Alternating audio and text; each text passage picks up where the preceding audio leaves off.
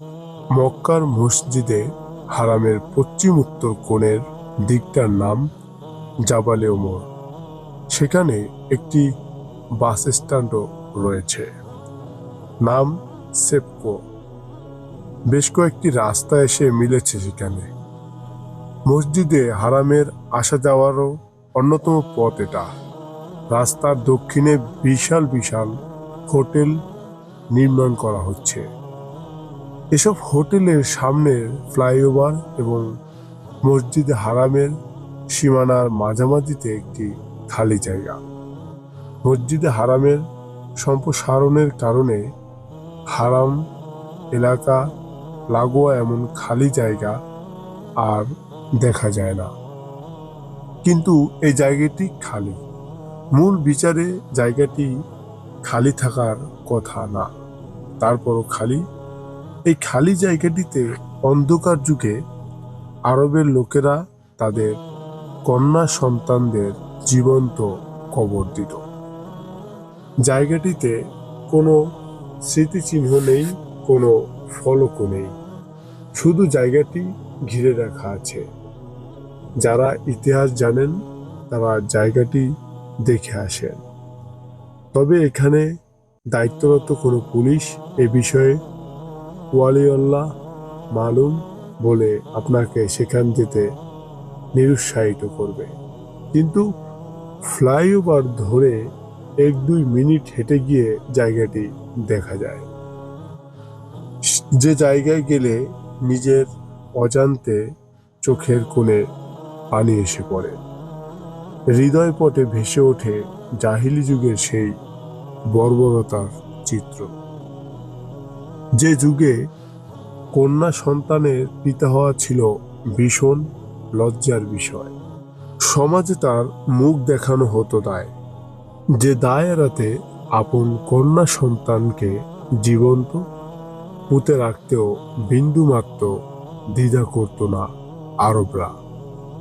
তাদের এই অবস্থা তুলে ধরে কোরআনে কারিমে আল্লাহ তাআলা ইরশাদ করেন, আর যখন তাদের কাউকে কন্যা সন্তানের সুসংবাদ দেওয়া হয় তখন তার চেহারা কালো হয়ে যায় এবং অসহ মনস্তাপে সে ক্লিষ্ট হতে থাকে। তাকে শোনানো সুসংবাদের দুঃখে সে লোকদের কাছ থেকে চেহারা লুকিয়ে রাখে। সে ভাবে অপমান সহ করে তাকে রাখবে, না মাটির নিচে পুঁতে ফেলবে। শুনে রাখো, তাদের ফয়সালা খুবই নিকৃষ্ট।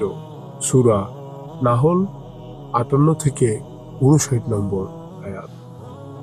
এটা ছিল ইসলাম পূর্ব জাহিলি যুগের চিত্র, যেখানে ছিল না শিক্ষা দীক্ষা। ওই সমাজের মানুষ হিসেবে কন্যা সন্তানদের কোনো সামাজিক স্বীকৃতি ছিল না।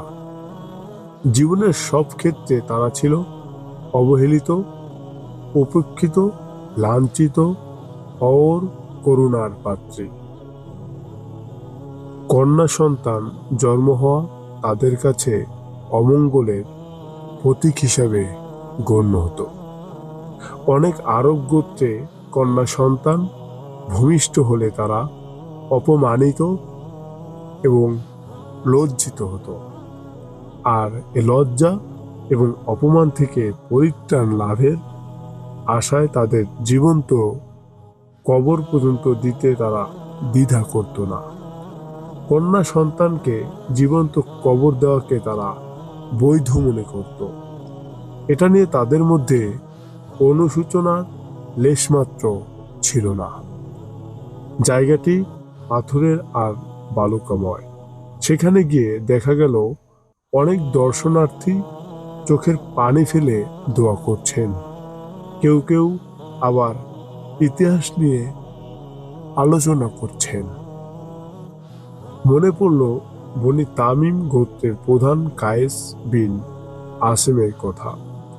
ইসলাম গ্রহণের পর একবার যখন নবী করিম সাল্লাল্লাহু আলাইহি সাল্লামের দরবারে বসে কথা প্রসঙ্গে তিনি নিজ হাতে কিভাবে তার নিজের জীবন্ত কন্যাকে মাটি চাপা দিয়ে হত্যা করলেন তার বর্ণনা দিলেন। মেয়েটি কিভাবে বাবা বাবা বলে চিৎকার ফরিয়াদ করছিল তার বর্ণনা দিচ্ছিলেন। বর্ণনা শুনে নবী করিম সাল্লাল্লাহু আলাইহি সাল্লামের দু চোখে অশ্রুধারা বয়ে চলছিল, তার দাড়ি মোবারক ভিজে গিয়েছিল। মানবতার ধর্ম ইসলাম আরবের প্রচলিত কন্যা সন্তানদের জীবন্ত কবর দেওয়ার এই ঘৃণিত রীতি চিরতরে বন্ধ করে কন্যা সন্তানকে ছেলে সন্তানের মতো জীবন নিয়ে বেঁচে থাকার অধিকার দেয়। এমনকি কন্যা সন্তানকে জীবন্ত কবর দেওয়ার বিরুদ্ধে কঠোর হুঁশিয়ারি উচ্চারণ করে মহান আল্লাহ তাআলা পবিত্র কোরআনে সূরা আত-তাকবীরে ইরশাদ করেন, জীবন্ত পতিত কন্যা সন্তানকে কিয়ামতের দিন জিজ্ঞাসা করা হবে কোন অপরাধে তোমাকে হত্যা করা হয়েছিল। ইসলাম পূর্ব যুগে নারীদের সব ধরনের শোষণ, বঞ্চনা, অবহেলা, অবজ্ঞা এবং অত্যাচার, নির্যাতন থেকে পরিত্রাণ দিয়ে সম্মান, মর্যাদা এবং গৌরবময় সামাজিক জীব হিসাবে জীবনযাপনের পূর্ণ অধিকার নিশ্চিত করেছে। ইসলাম নারীদেরকে জীবনের প্রথম লগ্নে কারো কন্যা, যৌবনে এসে কারো বধূ এবং জীবনের পরন্ত বেলায় এসে কারো মমতাময়ী মা হিসেবে যে সম্মান এবং যে মর্যাদা স্বর্ণ শিখরে অধিষ্ঠিত হয়েছে তা পৃথিবীতে প্রচলিত অন্য সব ধর্মে সত্যি বিরল। কন্যা সন্তান জন্মলাভ করা মহান আল্লাহর বিশেষ রহমত হিসেবে ইসলামে স্বীকৃত। কন্যা সন্তানদের মর্যাদার বিষয়ে হাদিসে নবী করিম সাল্লাল্লাহু আলাইহি সাল্লাম বলেছেন যে লোকের 3টি কন্যা সন্তান আছে এবং সে তাদের ব্যাপারে ধৈর্য ধারণ করে, তাদেরকে বোঝা মনে করে না এবং সাধ্য অনুসারে ভালো খাওয়া পরায়, তাদের সঙ্গে দয়ার্দ্র ব্যবহার করে, তার জন্য বেহেশত অবধারিত। সুবহানাল্লাহ। আল্লাহ রাব্বুল আলামিন আমাদের এই কথাগুলো বোঝার তৌফিক দান করুন এবং সবাই ইসলামের স্বার্থে এবং ইসলাম দিন প্রতিষ্ঠার ক্ষেত্রে আমাদের অতিষ্ঠ ভূমিকা রাখতে হবে। আজকে এই পর্যন্তই। সবাই ভালো থাকুন, সুস্থ থাকুন।